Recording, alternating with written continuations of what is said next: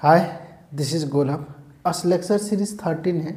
इसका मतलब इससे पहले लेक्चर 12 तक हो चुका है। लेक्चर 12 में हमने फ्रिक्शन फोर्स का introduction, static friction force, kinetic friction force कब लगता है, उनके बारे में हमने स्टडी किया। आज उसी का एक कंटिन्यूअस है जो हम इसलिए नाम दे दिए फ्रिक्शन फोर्स 2 है। तो फ्रिक्शन फोर्स 2 में हमने इंक्लाइन प्लेन के बारे में स्टडी करेंगे, जिसमें एंगल ऑफ रिपोज आएगा, एंगल ऑफ फ्रिक्शन आएंगे। ठीक है, तो शुरू करें। ओके, तो सबसे पहले हम देखते हैं कि फ्रिक्शन को देखते हुए अगर किसी ऑब्जेक्ट को मैं पुश करता हूँ या पुल करता हूँ, उसमें किस में हमें फोर्स कम लगता है, किस में कम लगता है बताओ। चलो, सिर्फ बोलने से काम नहीं चलेगा। फिजिक्स क्या बोलता है उसको प्रूव करके बताओ, तो हम प्रूव करेंगे। यानी कि जिसमें हम पुश या पुल करें, जिसमें हमें फ्रिक्शन फोर्स ज़्यादा लग रहा है। फ्रिक्शन फोर्स क्या करते हैं, जो मैं अप्लाई फोर्स कर रहा हूँ उसके अगेंस्ट में काम करता है। तो अगर फ्रिक्शन फोर्स ज़्यादा है तो मुझे पक्का अप्लाइंग फोर्स ज़्यादा होगा। तो हमने यही निकालना है कि फ्रिक्शन फोर्स पुश में ज़्यादा होता है या पुल में ज़्यादा। जिसमें ज़्यादा है उसमें ज़्यादा लगेगा, बस इतना ही है। शुरू करें। ओके, तो मान लेते हैं एक ऑब्जेक्ट है, ये ऑब्जेक्ट है, दो ऑब्जेक्ट हम मान लेते हैं और इधर एक ऑब्जेक्ट दे देते हैं। ओके, चलो, तो इसको मैंने क्या कर रहा हूँ, पुश कर रहा हूँ। ठीक है, ये मेरा सेंटर ऑफ मास हमने मान लिया। तो ये पुश कौन सा फोर्स हो गया, पुश किया, और इसमें हमने क्या करूँगा, पुल करूँगा। ठीक है, ऐसे खींच रहा हूँ। दोनों का एंगल क्या है, सेम है, तभी तो पता चलेगा। सेम फोर्स सेम एंगल, सारे चीज़ सेम है, फिर भी अलग अलग हमें जो पुशिंग फोर्स या पुलिंग फोर्स अलग अलग होगा पता करते। तो यहाँ मैंने एफ फोर्स और थीटा एंगल से पुश कर रहा हूँ। ठीक है, जैसे मैं इधर से पुश कर दूंगा तो ये मेरा कंटाक्ट है, तो मेरे पास ऑपोजिट में कौन सा फोर्स एक्ट करेगा, रिएक्शन। कौन सा, फ्रिक्शन फोर्स होगा। फ्रिक्शन फोर्स मैं एफ से डिनोट कर रहा हूँ। ठीक है, सेम इस केस में मैंने पुल कर रहा हूँ, तो पुल कर रहा हूँ मतलब इस तरफ मूव करेगा, तो मेरा फ्रिक्शन फोर्स कैसे होगा, इस तरफ।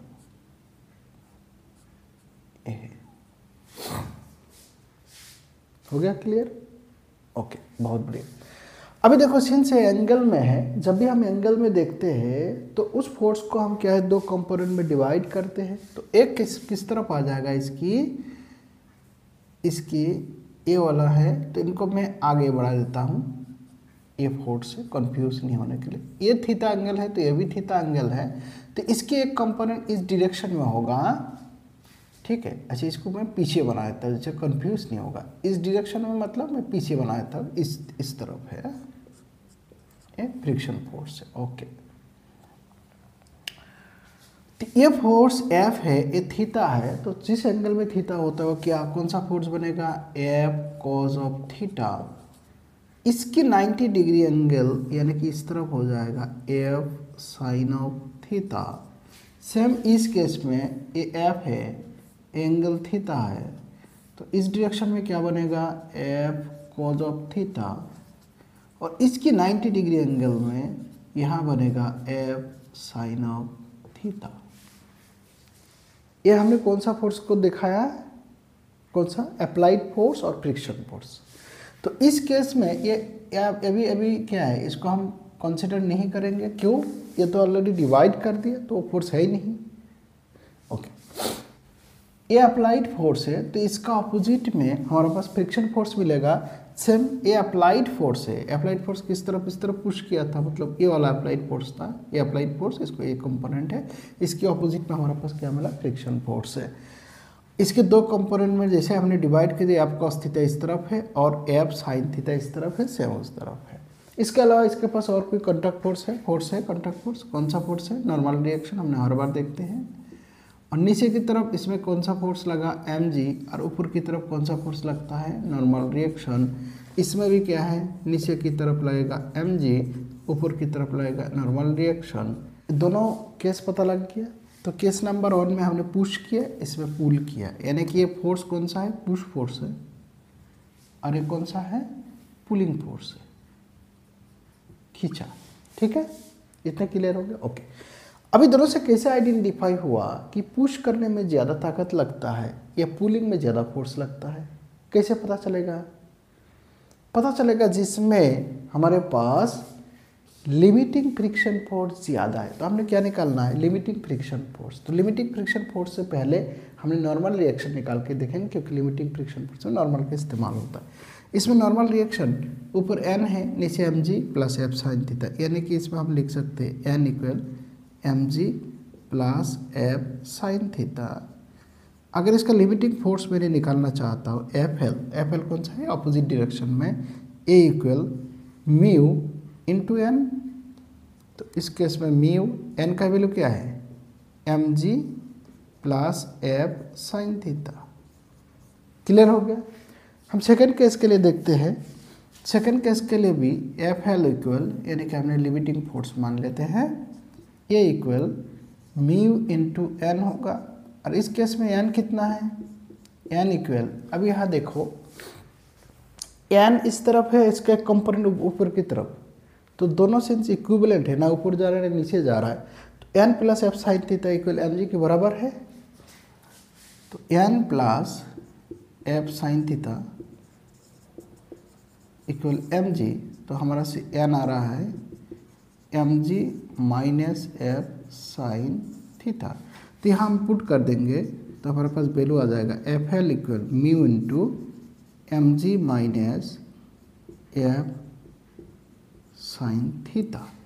इस दोनों वैल्यू से हमको क्या पता लगा, यहाँ पर जो एफ एल का वैल्यू है वो माइनस क्वांटिटी है और यहाँ एफ एल है प्लस क्वांटिटी, यानी कि ये जो एफ एल है वो ग्रेटर होगा इससे, यानी कि पुश करने में, कौन सा पुश, तो पुश करने में जो रिएक्शन फोर्स है ये ज़्यादा लगेगा, तो हमें पुशिंग फोर्स भी ज़्यादा अप्लाई ज़्यादा करना है इसको मूव कराने के लिए।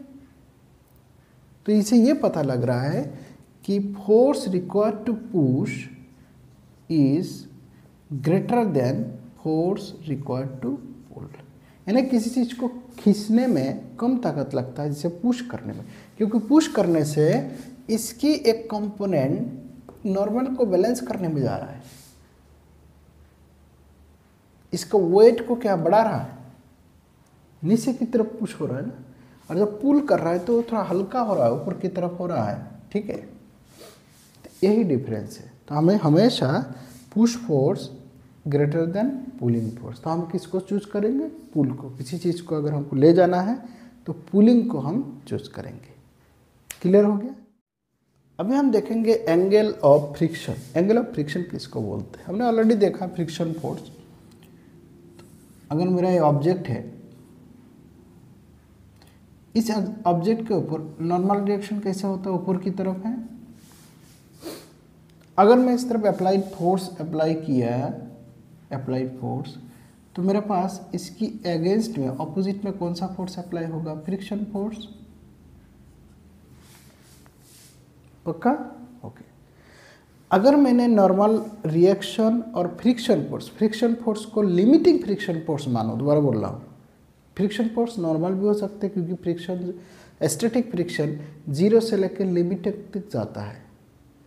तो लिमिटिंग का मतलब है उससे और ज़्यादा फोर्स अगर अप्लाई करेंगे, लिमिटिंग फोर्स तक ये मूव नहीं करता है। जैसे लिमिटिंग को क्रॉस करते हैं तो ये मोशन में आ जाता है, तब काइनेटिक फ्रिक्शन फोर्स इसमें एग्जिस्ट होता है, एप्लीकेबल होता है। तो अभी के लिए हमने मान लेते हैं लिमिटिंग फोर्स, यानी कि it is just about to move.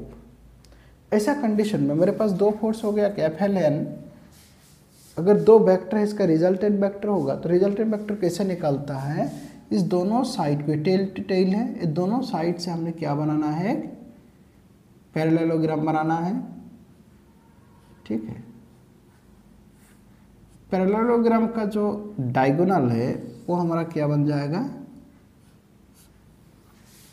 जो पैरेललोग्राम का डायगोनल है वो हमारा क्या बन जाएगा, जो रिजल्टेंट बनेंगे, यानी कि ये जो रिजल्टेंट बना, इस रिजल्टेंट और नॉर्मल रिएक्शन के बीच में जो एंगल बनता है उसी को बोलते हैं एंगल ऑफ फ्रिक्शन। बस इतना ही है।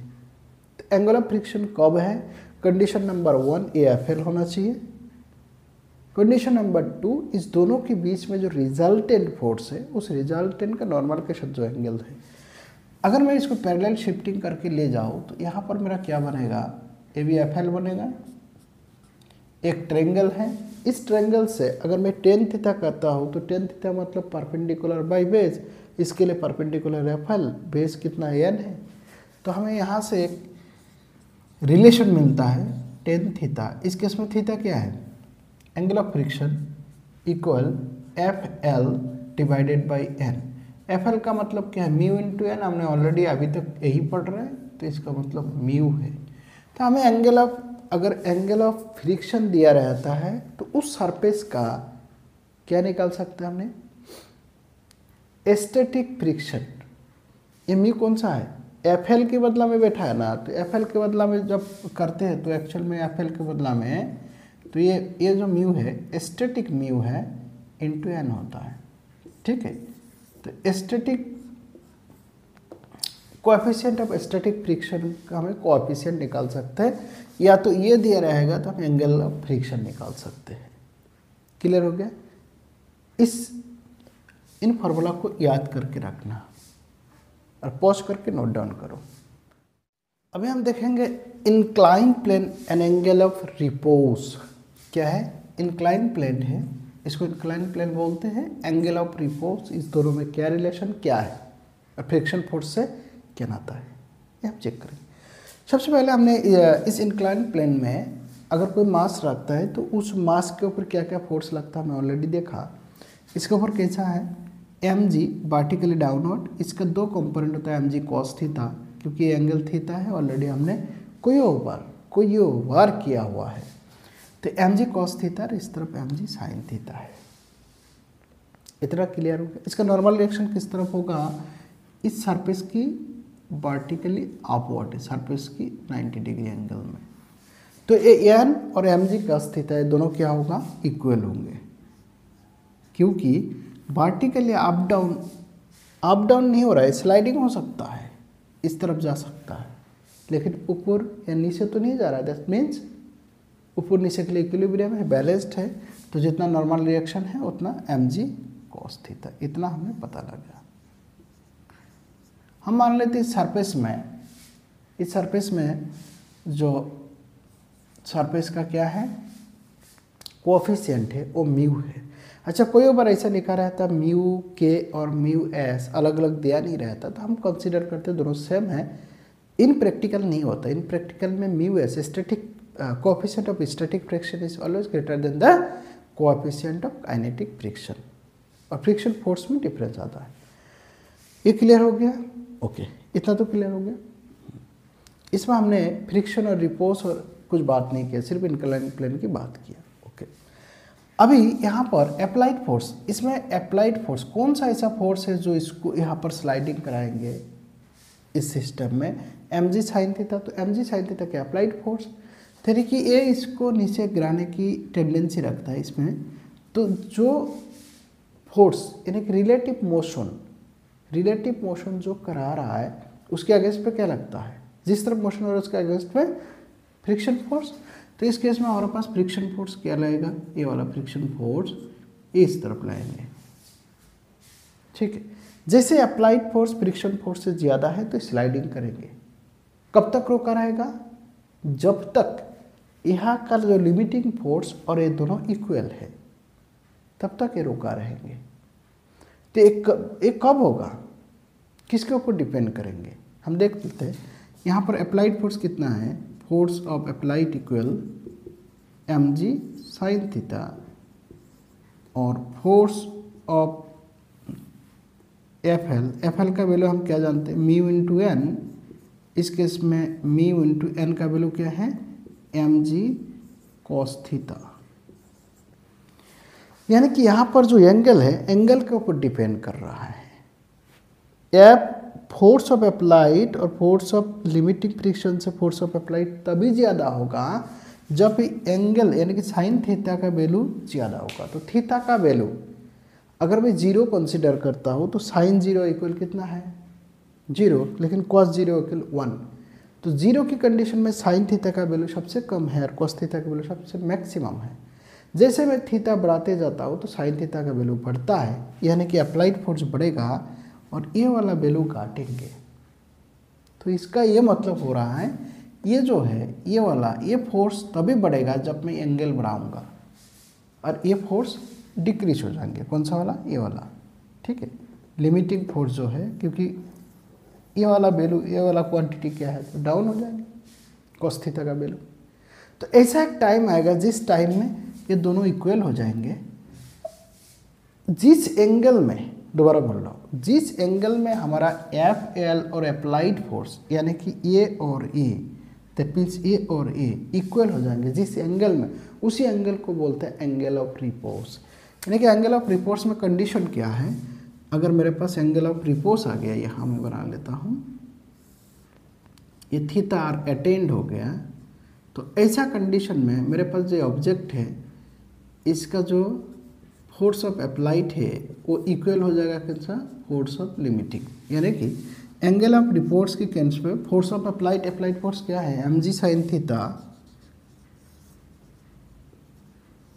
जिसके उसमें थीटा मतलब theta R equal F L, यानी कि mu M G cos of theta R. इससे थोड़ा सा एंगल अगर बढ़ा देंगे, यानी कि ये मैक्सिमम एंगल है जहाँ तक स्लाइडिंग नहीं करता। रिपोर्स एंगल वही है, इसका मैक्सिमम एंगल है। मैक्सिमम एंगल किसका, इंक्लाइन प्लेन का, उससे थोड़ा सा अबव हो जाने से स्लाइडिंग करना शुरू कर देंगे।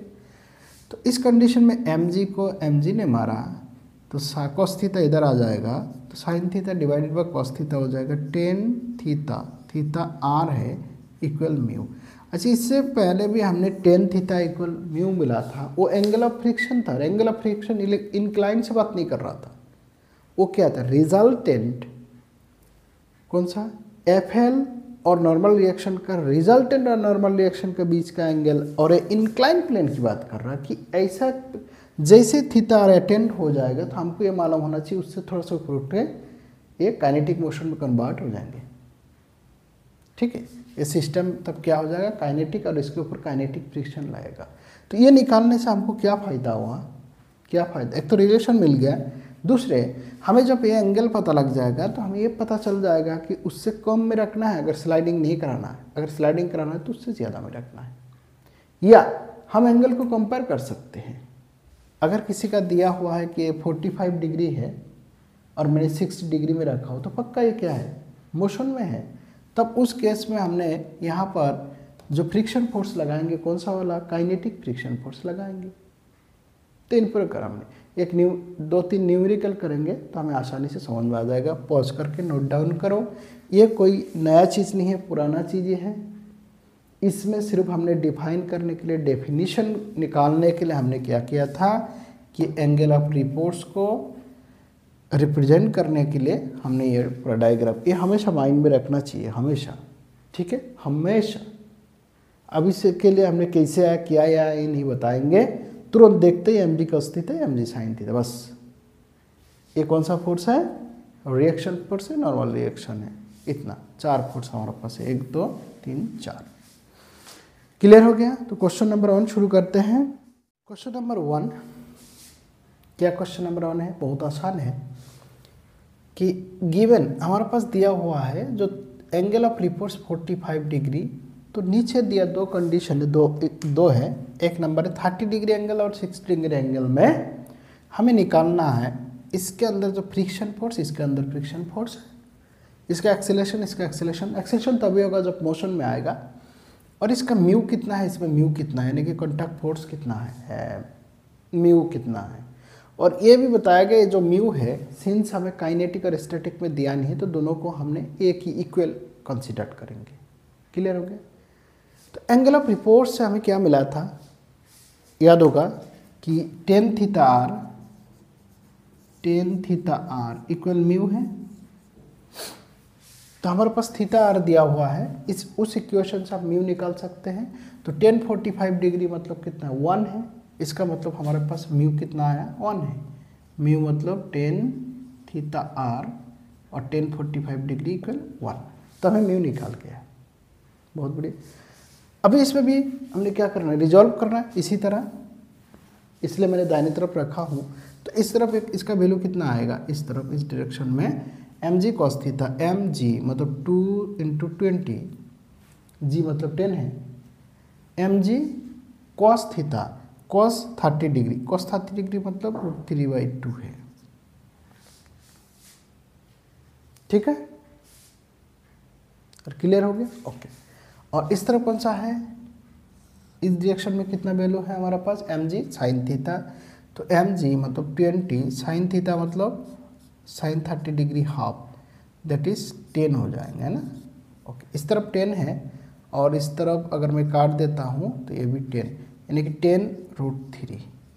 तो इस तरफ हो गया 10√3, इस तरफ हो गया 10। इतना हमें क्लियर हो गया, ओके। ऊपर की तरफ कौन सा है, नॉर्मल रिएक्शन है। इस तरफ हमने क्या है, एफ एल है। तो हमने चेक करना है कि अप्लाइड फोर्स एफ एल से ज़्यादा है कम है। कैसे चेक करेंगे, हम फार्मूला यूज़ करके चेक कर सकते, नहीं तो सबसे बेहतर तरीका क्या है, हमारे पास क्या है ये 45 डिग्री एंगल से जैसे अबव जाएगा तभी तो मूव करेगा ना, हमने कंडीशन नहीं देखा। तो उससे सिंस 30 डिग्री कम है तो यहाँ पर कौन सा फोर्स लगेगा, स्टैटिक फ्रिक्शन फोर्स, इमोशन में होगा ही नहीं, एल 10 से ज़्यादा होगा, इसलिए इसको मूव करने नहीं देगा। चेक करके देखें, एफ एल इक्वल क्या है, mu into N, okay, mu कितना है 1 है, एन कितना है, ए और इक्वल हो जाएगा, एन इक्वल 10√3, 10√3, तो 10√3 हो गया एफ एल, और हमारा पास अप्लाइड फोर्स है ओके 10 है, 10 से 10√3 ज़्यादा है, इसका मतलब है मूव नहीं करेगा। जैसे मूव नहीं करेगा तो कौन सा फ्रिक्शन फोर्स अप्लाई होता है, static friction force, static friction force है। और यहाँ एक्सीलरेशन कितना हो जाएगा, इस सिस्टम में एक्सीलरेशन कितना हो जाएगा, इसका एक्सीलरेशन 0 है since it is in rest. और इसका जो फ्रिक्शन फोर्स, हमें फ्रिक्शन फोर्स भी निकालना है। तो फ्रिक्शन फोर्स क्या होता है, जब भी कोई बॉडी मोशन में नहीं होता है उसका जो फ्रिक्शन फोर्स है उसका अप्लाइड फोर्स की इक्वल है। तो इसमें अप्लाइड फोर्स कितना है 10 है, इसका मतलब फ्रिक्शन फोर्स है तो मैक्सिमम फ्रिक्शन फोर्स है 10√3। लेकिन मैं जब अप्लाइड फोर्स कम कर देता हूँ तो फ्रिक्शन फोर्स भी कम लगता है, फ्रिक्शन फोर्स अप्लाइड फोर्स की इक्वल है। तो इस केस में अप्लाइड फोर्स, अगर फ्रिक्शन फोर्स की बात करता हूँ एफ इक्वल 10 न्यूटन है, अप्लाइड फोर्स की इक्वल है। और एक्सीलरेशन क्या है 0 है, म्यू कितना है 1 है। तो केस नंबर 1 हमको सॉल्व हो गया। अभी केस नंबर 2 देखते हैं, यहाँ पर 60 डिग्री है, इससे 60 डिग्री ज़्यादा है तो 100% ये क्या करेंगे, मूव करेगा। तो जैसे ये मूव करेंगे, दोबारा बोल रहा हूँ, जैसे ही मूव करेगा तो इसके अगेंस्ट में जो फोर्स लगेगा एक काइनेटिक रिएक्शन फोर्स लगेंगे। कौन सा, काइनेटिक रिएक्शन फोर्स। और इस तरफ अप्लाइड फोर्स तो है ऑलरेडी, अप्लाइड फोर्स हमने क्या निकाला 20, यानी कि एम जी साइन थीटा। तो 20 साइन थीटा, इस केस में थीटा कितना है 60 डिग्री है, और 60 डिग्री का वैल्यू कितना होता है √3/2। क्लियर हो गया। और इस तरफ एफ के है और इस तरफ ओ है, कितना 20 यानी कि 10√3 है। कौन सा फोर्स है इस तरफ, एम जी cos theta, M G cos theta यानी कि 20 कॉस 60 डिग्री मतलब हाफ है, यानी कि इस तरफ आ जाएगा 10, जो नॉर्मल रिएक्शन की इक्वल हो जाएगा। तो हमें यहाँ से नॉर्मल रिएक्शन कितना मिला 10, बहुत बढ़िया। काइनेटिक फ्रिक्शन कितना मिलेगा, एफ के इक्वल म्यू के इंटू एन। तो यहाँ पर सिंस दिया नहीं है, म्यू के दिया नहीं, तो हमने इस दोनों को इक्वल मानेंगे, यानी कि म्यू एस और म्यू के सेम है। तो यहाँ पर म्यू एक है 1 हो जाएगा और एन का वैल्यू 10 है, तो 10 ऊपर की तरफ 10 है, नीचे की तरफ 10√3 है, तो पक्का ये ज़्यादा है। तो क्या है, बॉडी नीचे की तरफ स्लाइडिंग करेंगे, जैसे स्लाइडिंग करेंगे तो हमारे पास क्या आ जाएगा एक्सीलरेशन। तो एक्सीलरेशन को देखने के लिए मैंने फ्री बॉडी डायग्राम यहाँ बनाता हूँ। इस तरफ फोर्स कौन सा है 10 और इस तरफ कितना है 10√3। तो नेट कितना होगा इससे इसको, क्योंकि नीचे की तरफ आएंगे एक्सीलरेशन नीचे की तरफ होगा, तो 10√3 minus 10 equal mass into acceleration according to Newton second law. तो हम कहाँ करें, चलो इसको नोट कर लिया, पॉज करके नोट करो, इसको हम एक नंबर को इरेज कर देते तो यही पर हमने करेंगे, ठीक है।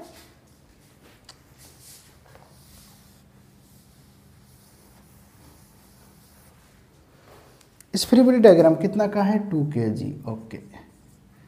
तो इसमें नेट फोर्स मतलब इस तरफ एक्सीलरेशन किस तरफ होगा डाउनवर्ड, इस तरफ आएंगे, तो नेट फोर्स यानी कि 10√3 minus 10 equal mass into acceleration. तो हमारे पास एक्सीलरेशन कितना आएगा √3 इक्वल 2 है, यानी कि एक्सीलरेशन इक्वल √3/2 मीटर पर सेकेंड स्क्वायर, ये हमारा एक्सीलरेशन मिलेगा। बहुत आसान है, क्लियर हो गया। तो हमें फोर्स फ्रिक्शन फोर्स कितना मिला F के इक्वल 10, यानी कि ये 10 मिला ये, और इस तरफ कितना एक्सीलरेशन में आ रहा है √3/2 मीटर पर सेकेंड स्क्वायर, ठीक।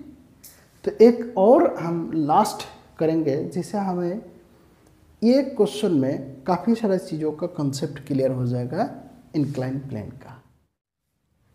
क्वेश्चन नंबर 2 है, बहुत शानदार क्वेश्चन है, इसको अगर समझ में आ गया तो काफ़ी कंसेप्ट क्लियर हो जाएगा, मतलब इंक्लाइन प्लेन से कैसे भी दे देगा हमें पता लग जाएंगे। तो मेरे पास एक ब्लॉक है, एक ऑब्जेक्ट है, ये 4 kg मास का है, इसको अपोजिट में F फोर्स लगा के रखा, तो हमसे अलग अलग कंडीशन में F का वैल्यू निकालना है। 60 डिग्री इंक्लाइन में है, तो पहला कंडीशन बताया जा रहा है कि बॉडी को स्टेशनरी रखना है, उस कंडीशन में F का वैल्यू कितना होगा। इसका मतलब ये बॉडी मूव करना चाह रहा है। अच्छा, जैसे बॉडी मूव करना चाहेंगे तो उसकी अगेंस्ट में जो फोर्स है, कौन सा फोर्स, बॉडी मूव किस इस तरफ करेंगे। जब बॉडी मूव, इस ऐप हमने ही अप्लाई किया, ये बॉडी जब मूव करना चाहेंगे तो इसके अगेंस्ट में कौन सा फोर्स अप्लाई करेगा, लिमिटिंग फोर्स। लिमिटिंग फोर्स को भी क्रॉस कर दिया, तभी तो ये बॉडी मूव करना चाह रहा है। तो हमने एक एक्सटर्नल फोर्स लगाएंगे जो ऐप, ये ऐप लगा के इसको स्टेशनरी रखना है। इसका ये मतलब है इस तरफ हमारा कौन सा फोर्स आ रहा है, ये देखो mg साइन थीटा, तो mg यानी कि 40 साइन 60, तो 40 साइन 60 का वैल्यू होता है √3/2। ये हमारा इस तरफ वाला फोर्स है, अप्लाइड फोर्स है इस केस में।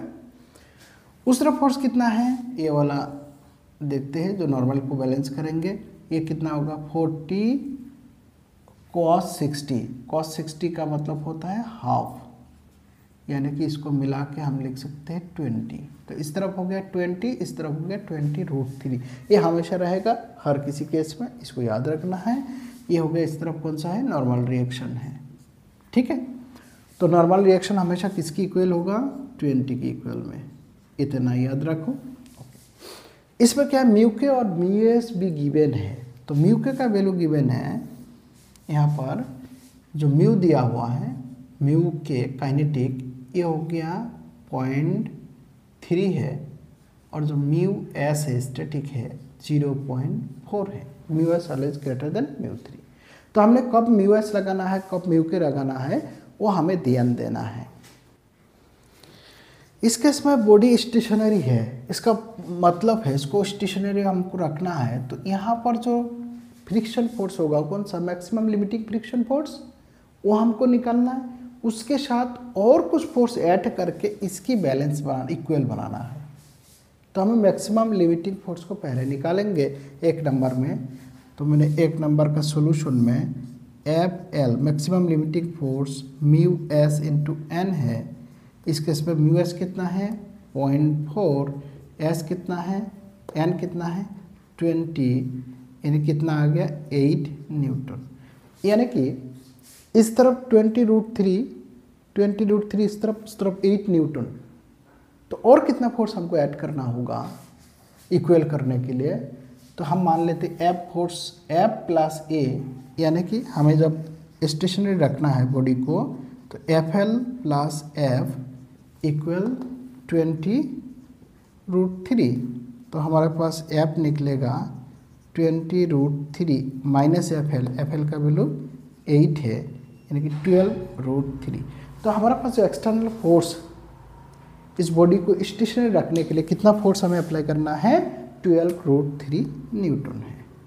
क्लियर हो गया, एक नंबर क्लियर हो गया। अभी हम देखते हैं 2 नंबर कंडीशन को देखते हैं, फिर हम कर लेंगे। इसको पोज करके नोट करो क्योंकि मेरे पास जगह कम है। चलो यहाँ पर हम कोशिश करते हैं, देखते हैं 2 नंबर करने के लिए। नंबर 2, तो नंबर 2 में हमें क्या बताया जा रहा है कि move downward with constant velocity. अभी तक स्टेशनरी था, अभी क्या मूव करेगा। तो जैसे मोशन की बात करूंगा तो यहाँ जो फ्रिक्शन फोर्स अभी भी लगेगा क्योंकि मोशन कर रहा है। तो अभी जो मोशन के केस में जो फ्रिक्शन फोर्स है वो चेंज होकर कौन सा फोर्स होगा, अभी लिमिटिंग फोर्स हमने अप्लाई किया था, अभी वो काइनेटिक फ्रिक्शन फोर्स होगा। यानी कि इस friction force kinetic friction force होगा, इधर तो बाकी सारे सेम है। तो ऐसा केस में हमारे पास काइनेटिक फ्रिक्शन फोर्स एफ के इक्वल म्यू के इंटू एन। म्यू के का वैल्यू कितना है 0.3, एन का वैल्यू कितना है 20, यहाँ से एन मिल गया, यानी कि 6 न्यूटन। तो इस तरफ कितना है 20√3, इस तरफ 6 न्यूटन। तो हमें क्या करना है, कांस्टेंट वेलोसिटी। कांस्टेंट वेलोसिटी का मतलब एक्सीलरेशन 0। तो एक्सीलरेशन 0 कब होगा, net force equal mass into acceleration होता है, न्यूटन की सेकंड लॉ। तो एक्सीलरेशन 0 मतलब नेट फोर्स 0। तो इस तरफ जो फोर्स इक्वल इस तरफ उतना फोर्स होगा, तभी तो नेट फोर्स 0 हो जाएंगे। तो इसका ये मतलब है इस केस में हमारा आ जाएगा एफ के plus applied force, friction force plus applied force equal कौन सा फोर्स 20√3। तो ऐसा केस में हमारे पास आ रहा है applied force equal 20√3 minus F के, यानी कि -6। तो यहाँ आ जाएगा 14√3 न्यूटन। तो दोनों में क्या डिफरेंस है, देखो यहाँ पर हमने क्या लिमिटिंग फ्रिक्शन फोर्स, क्योंकि बॉडी को हमने क्या रखा, स्टैटिक रखा, लेकिन यहाँ बॉडी को चलने दिया, लेकिन कांस्टेंट वेलोसिटी एक्सीलरेशन 0 रखा। दोनों में हमने 2 क्वांटिटी को इक्वल किया। फर्क कितना है, एक में क्या काइनेटिक फ्रिक्शन लगेगा, एक में लिमिटिंग फ्रिक्शन लगेंगे। ये दोनों में डिफरेंस है, इसलिए इसमें कम फोर्स लगा। कहा यहाँ 12√3 से हमने बैलेंस किया, यहाँ 14√3 से बैलेंस किया। हो गया क्लियर, क्योंकि बॉडी को हमने मूव करने दिया। ओके, नेक्स्ट अभी हम देखेंगे 3 नंबर सिचुएशन। तो इसको पॉज करके नोट डाउन करना। 3 नंबर सिचुएशन के लिए मैं इसको इरेज कर रहा हूँ। 3 नंबर में क्या बताया जा रहा है, मूव अपवर्ड विथ एक्सीलरेशन। अभी गेम थोड़ा चेंज है, मूव अपवर्ड। तो इसको मुझे इतना फोर्स लगाना है, जो ये फोर्स लग रहा है ना उससे ज़्यादा।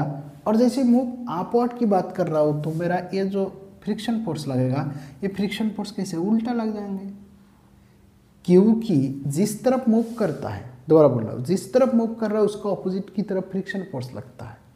तो मेरे को इतना फोर्स निकालना, ये बनाना है जो इस दोनों फोर्स को डिफरेंस करके, यानी कि net force equal mass into acceleration, और उसके इसमें एक्सीलरेशन इतना आना चाहिए। मूव कर रहा है तो ये फोर्स कौन सा फोर्स होगा, जो friction force, kinetic friction force है। तो हम देखते हैं लेफ्ट साइड में क्या फोर्स है, राइट साइड में एफ तो है। तो ये फोर्स जो अभी के लिए लाएगा ये काइनेटिक फ्रिक्शन फोर्स। तो हमने निकालना है पहले 3 नंबर सॉल्यूशन के लिए काइनेटिक फ्रिक्शन फोर्स। तो काइनेटिक फ्रिक्शन फोर्स म्यू के इंटू एन हमें ऑलरेडी निकाला था 0.3 इंटू 20, यानी कि 6 न्यूटन। ये क्लियर हो गया। तो इस तरफ 6 न्यूटन और 20√3। अगर इसका मैं फ्री बॉडी डायग्राम बनाऊं, इस तरफ क्या है, एफ फोर्स है, और इस तरफ कितना है 20√3 और 6, तो 26√3। ये हो गया। इसका मास कितना है 2 kg। तो हमें क्या कितना एक्सेलरेशन बनाना है 4 मीटर पर सेकेंड स्क्वायर। तो न्यूटन की सेकेंड लॉ क्या बोलता है, net force equal mass into acceleration. Acceleration किस तरफ हो रहा है, इस तरफ हो रहा है, तो ये फोर्स ज़्यादा होगा। तो इसका मतलब है F minus 26√3 equal mass into acceleration. और एक्सीलरेशन हमारे पास क्या दिया हुआ है 4। तो यहाँ से हमें F कितना निकलेगा 26 + 8 यानी कि 34√3 न्यूटन। इतना न्यूटन फोर्स को हमने यहाँ पर लगाना है, तभी जाके अपवर्ड में कितना 4 मीटर पर सेकेंड स्क्वायर एक्सीलरेशन में हम खींच सकते हैं। These are all about. तो तीनों सिचुएशन हमको ये पता लगा कि जहाँ पर रिलेटिव मोशन है, दोबारा बोलो, जहाँ पर रिलेटिव मोशन है जिस डायरेक्शन में उसका ऑपोजिट डायरेक्शन में क्या लगता है, फ्रिक्शन फोर्स। अगर ये स्टेशनरी कंडीशन है तो फ्रिक्शन फोर्स हम स्टैटिक लगाते हैं, अगर ये जैसे मूव की बात किया जाता है तो उसमें हमें क्या काइनेटिक वाला फ्रिक्शन फोर्स लगाते हैं। तब काइनेटिक और स्टैटिक फर्क नहीं पड़ता अगर म्यू के और म्यू एस इक्वल दिया रहता है, अगर अलग अलग है तो डिफरेंस होगा। ठीक है, तो इतना ही है फ्रिक्शन फोर्स का जो सेकेंड वीडियोस है। हम नेक्स्ट देखेंगे ब्लॉक के ऊपर ब्लॉक में कैसे फ्रिक्शन फोर्स एक्ट करता है, यानी कि लेक्चर नंबर 14 में। तब तक के लिए पढ़ाई करो, मेहनत करो और आगे बढ़ो। Thank you.